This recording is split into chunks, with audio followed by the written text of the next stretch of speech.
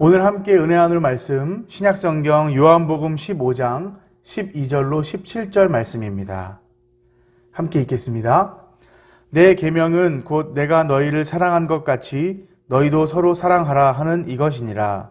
사람이 친구를 위하여 자기 목숨을 버리면 이보다 더 큰 사랑이 없나니 너희는 내가 명하는 대로 행하면 곧 나의 친구라. 이제부터는 너희를 종이라 하지 아니하리니 종은 주인이 하는 것을 알지 못함이라. 너희를 친구라 하였노니 내가 내 아버지께 들은 것을 다 너희에게 알게 하였음이라. 너희가 나를 택한 것이 아니요 내가 너희를 택하여 세웠나니 이는 너희로 가서 열매를 맺게 하고 또 너희 열매가 항상 있게 하여 내 이름으로 아버지께 무엇을 구하든지 다 받게 하려 함이라. 내가 이것을 너희에게 명함은 너희로 서로 사랑하게 하려 함이라. 아멘. 오늘은 요한복음 15장 12절로 17절 말씀을 중심으로 친구를 위하여 목숨을 버리면 이라는 제목으로 함께 말씀을 나누고자 합니다. 어느 가정에서 있었던 이야기입니다. 한 여자 성도님에게 교회 다니지 않는 남편이 있었습니다. 남편은 아내가 늘 교회에 열심인 것이 못마땅했죠. 어느 날 아내가 남편에게 교회에 같이 가자고 이야기하자 남편이 아내에게 이렇게 물었습니다. 만약 천국에 갈 수 있는 티켓이 한 장밖에 없다고 합시다. 그 한 장을 당신이 가졌다면 당신은 날 위해 포기할 수 있겠소? 아내가 곰곰이 생각하다가 다른 건 다 포기해도 그것만은 포기할 수 없다라고 대답했습니다. 그러자 남편은 말하길 그런 사람들이 모이는 곳이 교회라면 나는 안 가오 라고 대답했다고 합니다. 물론 하나님 나라에 들어갈 수 있는 티켓이 한 장뿐인 것은 아니죠. 실제로 있었던 이 예화의 주인공은 수십 년이 지난 뒤에 임종이 가까워 크리스천이 되었다고 합니다. 그런데 만약 그때 아내가 나도 하나님께 거저받았으니 당신에게 양보할게요 라고 했다면 남편의 구원은 조금 더 빨라지지 않았을까라고 생각해 보게 됩니다. 만약 아내가 남편에게 티켓을 양보하겠다고 말했다면 하나님이 그 아내의 말 때문에 아내의 구원을 취소하셨을까요? 저는 그렇지 않았을 거라 생각됩니다. 사도 바울은 로마서 9장에서 이런 고백을 하죠. 로마서 9장 3절 말씀입니다. 나의 형제 곧 골육의 친척을 위하여 내 자신이 저주를 받아 그리스도에게서 끊어질지라도 원하는 바로라. 그가 그토록 원했던 것은 내 민족, 내 형제가 구원받는 것이었습니다. 그럴 수만 있다면 자신이 대신 저주를 받아 그리스도에게서 끊어질지라도 기꺼이 감수하겠다는 고백이었죠. 구원은 하나님께 거저받은 선물이기에 누구와든 거저 나눌 수 있겠다, 거저 나누겠다라는 의미가 아니었을까요? 이 고백 때문에 바울의 구원은 과연 취소되었을까요? 오늘 말씀은 이렇듯 지체를 사랑하되 죽기까지 사랑하는 그 사랑에 관한 이야기입니다. 바라기는 이 시간 함께 말씀을 나누며 생각할 때 우리 모두에게 죽기까지 우리를 사랑하셨던 주님의 십자가 사랑의 향기가 깊이 새겨지는 시간이 되기를 소망해 봅니다. 오늘 본문은 예수님께서 잡히시던 날 밤, 그러니까 십자가에 달려 운명하시기 전날 제자들과 마지막 만찬을 나누시며 하신 말씀입니다. 요한복음에 따르면 본문 바로 2장 뒤에 주님은 가룟 유다와 그의 패거리들에 의해 잡히시게 되죠. 그러니까 이 말씀은 제자들과 마지막 공식적인 만남 중에 하신 마지막 최후의 설교라고도 할 수 있습니다. 동서고금을 막론하고 누군가 죽기 전에 마지막으로 전하는 말이 있다면 굉장히 의미가 있을 것입니다. 하물며 주님이 십자가에 달리시기 전 마지막 그 최후의 만찬의 자리에서 하신 말씀이라면 얼마나 큰 의미가 있을까요? 이 말씀은 당시의 제자들뿐만 아니라 예수를 믿고 따르는 오늘 우리 모든 그리스도인에게도 매우 큰 의미가 있겠다라고 생각이 됩니다. 주님은 마지막으로 제자들에게 새 계명을 주십니다. 본문 12절을 함께 읽어보겠습니다. 내 계명은 곧 내가 너희를 사랑한 것 같이 너희도 서로 사랑하라 하는 이것이니라. 내가 너희를 사랑한 것 같이 너희도 서로 사랑하라. 이미 13장에서부터 주님은 새 계명인 서로 사랑하라 라는 것에 대해 말씀하고 계셨습니다. 교회 다니는 사람이라면 정말 귀에 못이 박히게 듣는 이야기가 바로 이 서로 사랑에 관한 이야기이죠. 그런데 주님이 가르치신 서로 사랑은 그저 웃는 얼굴로 덕담이나 하면서 적당히 비위를 맞추는 상투적인 사랑이 아니었습니다. 주님이 가르친 사랑의 지평은 보다 더 포괄적이고 급진적인 모습의 사랑이었죠. 우리 본문 13절, 14절 말씀을 다시 한번 읽어보겠습니다. 사람이 친구를 위하여 자기 목숨을 버리면 이보다 더 큰 사랑이 없나니 너희는 내가 명하는 대로 행하면 곧 나의 친구라. 이 구절을 메시지 성경의 유진 피터스는 이렇게 번역했습니다. 최선의 사랑법은 이것이다. 친구를 위해 너희 목숨을 걸어라. 내가 너희에게 명령한 것을 행하면 너희는 내 친구가 된다. 주님은 제자들에게 사랑하되 서로 목숨을 걸고 사랑하라 라고 말씀하셨습니다. 그렇다면 목숨을 걸고 하는 사랑은 과연 어떤 사랑일까요? 간혹 자식이나 부모를 위해 자신의 하나뿐인 장기를 나누어주는 고귀한 가족의 사랑 이야기를 매스컴을 통해 접할 수 있습니다. 때로는 부부간의 희생적인 사랑을 인간극장이나 다큐멘터리를 통해서 접하기도 하죠. 그러나 가족의 관계 외에 그러한 헌신이나 사랑의 모습은 쉽사리 우리가 접하기가 쉽지 않은 것을 볼 수 있습니다. 하지만 성경이 말하는 서로 사랑은 바로 이렇듯 상식을 뛰어넘는 자신의 장기를 나누어 줄 만큼의 상식을 뛰어넘는 지체 간의 사랑 이야기인 것이죠. 주님은 그것을 몸소 실천하셨습니다. 창조주가 피조물을 위해 십자가에 달린 사건, 마치 이것은 사람이 자신이 키우던 가축을 위해 그를 대신해서 자신의 목숨을 버리는 것과 마찬가지로 충격적인 이야기였죠. 주님은 제자들을 향해 그 놀라운 사랑으로 지금 초청하고 계시는 것입니다. 이제부터는 너희를 종이라 하지 아니하리니 종은 주인이 하는 것을 알지 못함이라. 너희를 친구라 하였노니 내가 내 아버지께 들은 것을 다 너희에게 알게 하였음이라. 주님은 마치 가축을 위해 목숨을 버리는 주인처럼 우리를 위해 십자가에 달리실 것을 미리 말씀하시면서 그러나 너희는 짐승이나 종이 아니라 나의 사랑하는 친구다라고 이야기하십니다. 주님의 십자가 사랑은 피조물이 더 이상 피조물에만 머물지 않게 하십니다. 또 죄인이 더 이상 죄인에게서만 머물지 않도록 하신 것이 바로 그 십자가에서 피 흘리신 죽기까지 우리를 사랑하신 사랑이었던 것이죠. 그것이 십자가에서 우리를 위해 피 흘리신 예수님의 사랑이었습니다. 주님이 우리의 친구가 되십니다. 어쩌면 주님은 제자들을 향해 내가 너희를 친구 삼고 목숨을 아끼지 않을 테니 너희도 서로에게 그렇듯 목숨을 아끼지 않는 사랑을 나누는 자가 되어라 라고 말씀하고 계시는 것은 아닐까요?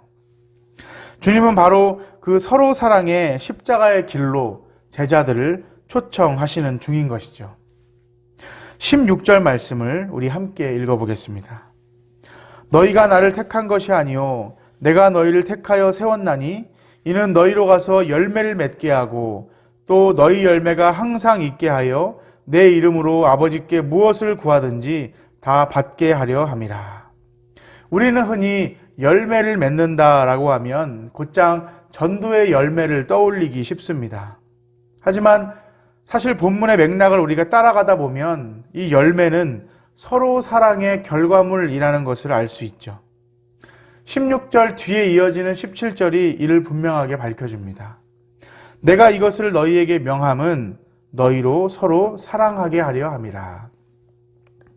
열매는 헬라어 칼포스라는 단어인데요. 이 칼포스는 실제로 땅의 산물 또는 짐승의 새끼를 뜻하는 단어입니다. 우리가 말하는 열매와 크게 다르지 않죠. 우리말로도 열매가 어떤 일의 결과나 성과를 뜻하듯이 이 칼포스도 어떤 일의 결과나 성과를 의미합니다. 그러므로 우리를 택하신 이유는 서로 사랑의 아름다운 결과물, 이 서로 사랑이라는 아름다운 산물을 맺어서 아버지의 마음을 기쁘시게 해드리는 것. 그래서 너희가 아버지께 무엇을 구하든지 다 받게 하는 것이라고 말씀하고 계시는 것입니다. 앞서 말했듯 요한복음은 이미 13장에서 너희가 서로 사랑하면 모든 사람이 너희가 내 제자인 줄 알리라 라고 말씀하십니다. 우리가 주님의 제자임을 드러내는 방법이 이 서로 사랑이라는 것이죠. 물론 열심히 전도해서 예배당을 가득 채우는 것도 중요합니다. 하지만 주님이 진정 우리로 맺어가기를 원하시는 열매는 바로 사랑의 산물, 사랑의 열매라는 것이죠. 뻔하고 진부한 이야기 같지만 결국은 사랑이 해답인 것입니다. 주님은 이미 오래전부터 제자들로 하여금 사랑을 그들의 삶으로 터득하도록 계속해서 가르치셨습니다. 주님께 그 사랑을 가장 확실하게 배운 제자가 있다면 바로 오늘 본문 요한복음을 기록한 사도 요한일 것이죠. 사랑의 사도 하면 요한을 떠올리지만 사실 요한이 처음부터 사랑의 사도는 아니었습니다. 오히려 그는 사랑과는 다소 거리가 멀어 보이는 성격의 소유자였죠. 성경은 요한을 처음 소개할 때 우레의 아들 보아너게로 소개합니다. 마가복음 3장 17절 말씀을 함께 읽어보겠습니다. 또 세베대의 아들 야고보와 야고보의 형제 요한이니 이 둘에게는 보아너게 곧 우레의 아들이란 이름을 더하셨으며, 야고보와 요한, 세베대의 두 아들이 그들의 성격이 얼마나 극성 맞았던지 주님은 우레의 아들, 즉 천둥의 아들이라는 별명을 지어주셨습니다. 우리는 흔히 베드로를 다혈질로 알고 있지만 그 베드로 못지않게 불같은 성격을 가졌던 형제가 바로 이 야고보와 요한이었다는 것이죠. 그들에 관련된 몇 가지 에피소드를 살펴보면 그가 어떤 성격을 가졌었는지 가늠할 수 있습니다. 누가복음 9장에서 요한은 어떤 사람이 예수의 이름으로 귀신을 쫓는 사역을 한다는 소문을 듣고 찾아가서 그를 막아서는 것을 볼 수 있습니다. 누가복음 9장 49절입니다.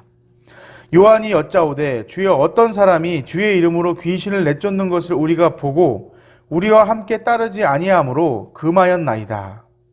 예수님을 따르지도 않으면서 함부로 예수님의 이름을 사용했기에 화가 났다는 것이죠.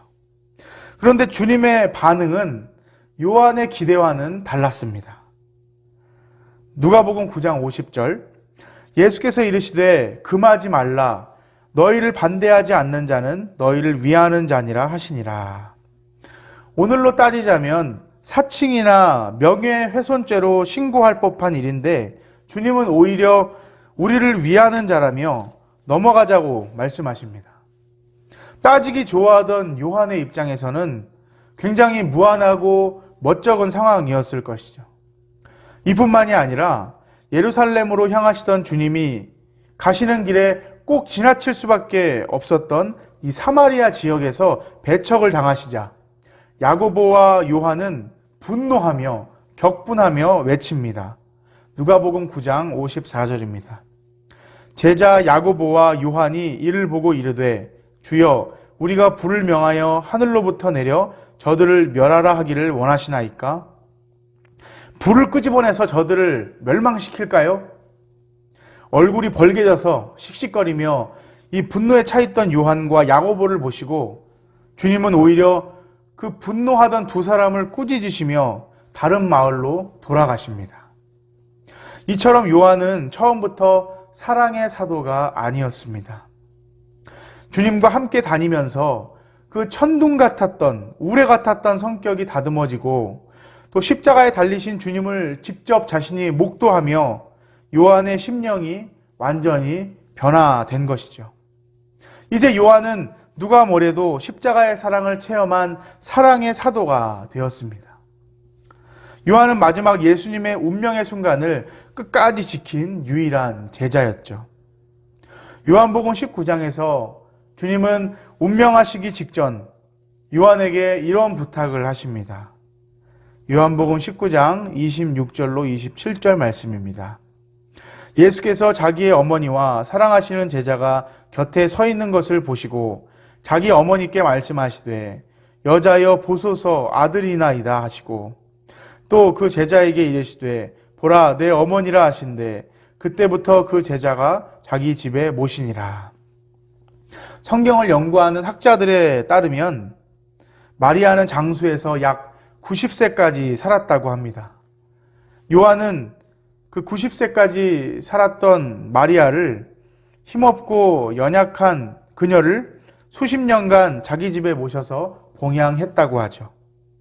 요한은 진정한 사랑이 무엇인지 십자가를 통해 깨닫고 그 사랑을 자신의 삶으로 직접 살아내며 그 마음에 깊이 내면화했던 것이죠.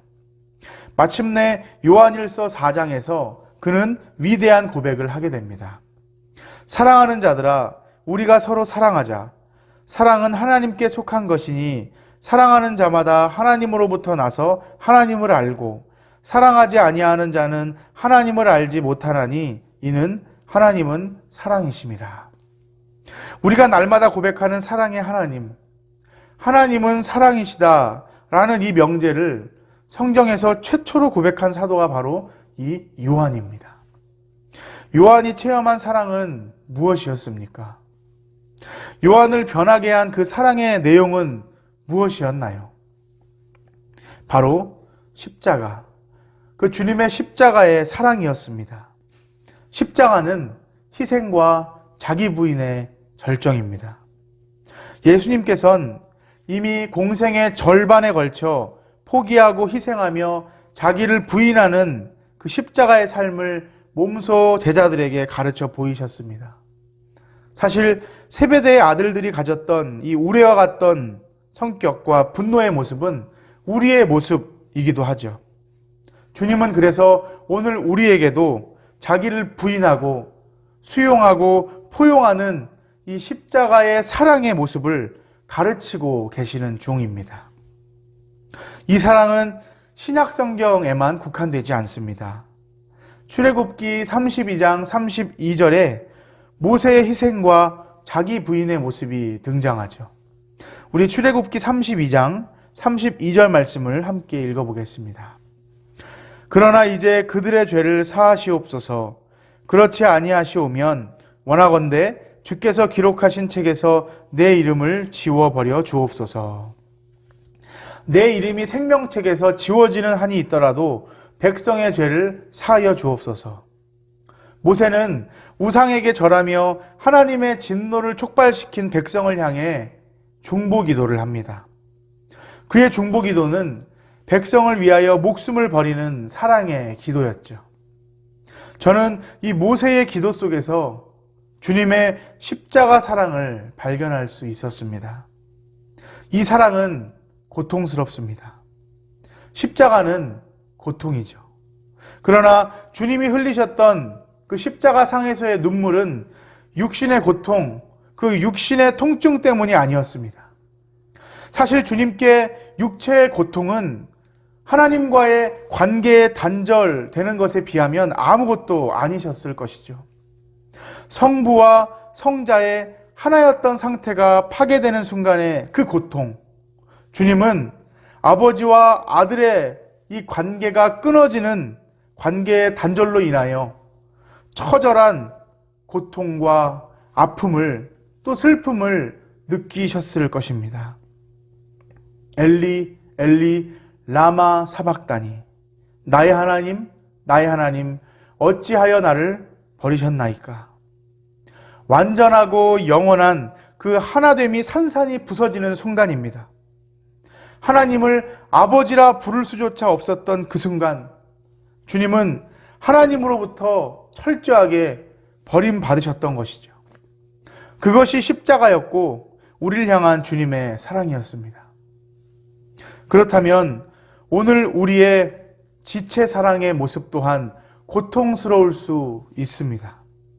포기해야 하고 희생해야 하고 또 내가 상처받기로 결단해야만 가능한 것이 목숨을 버리면서까지 하나님 앞에 보일 수 있는 십자가의 사랑의 모습인 것이죠. 우리는 지체 사랑을 위해 어디까지 포기할 수 있습니까? 우리의 사랑은 과연 어떤 희생을 각오하고 있습니까? 바울은 저주를 받고 내가 그리스도에게서 끊어질지라도 내 지체, 내 골육, 동족이 구원받기를 원한다. 그만큼 지체 사랑을 사모했습니다. 모세는 생명책에서 자신의 이름이 지워질지라도 백성이 용서받기를 간절히 간구했습니다. 주님은 철저하게 아버지께 버림받으시면서까지 우리를 죽기까지 사랑하셨습니다. 이제는 우리가 스스로에게 물을 차례입니다. 나는 어디까지 희생할 각오가 되어 있나? 이 이타적인 형제 사랑, 지체 사랑을 위해 나는 무엇까지 포기할 준비가 되어 있는가? 아무것도 포기하지 않는다면 어떤 것도 이룰 수 없습니다. 앞서 말했듯이 사랑은 상처받기로 결단하는 것입니다. 만약 우리가 사랑해야 할 대상이 나에게 천국 갈 티켓을 날 위해 포기할 수 있겠냐고 묻는다면 우리는 무엇라고 대답할 수 있습니까? 나는 기꺼이 포기할 수 있을까요? 나는 기꺼이 그를 포용할 수 있을까요?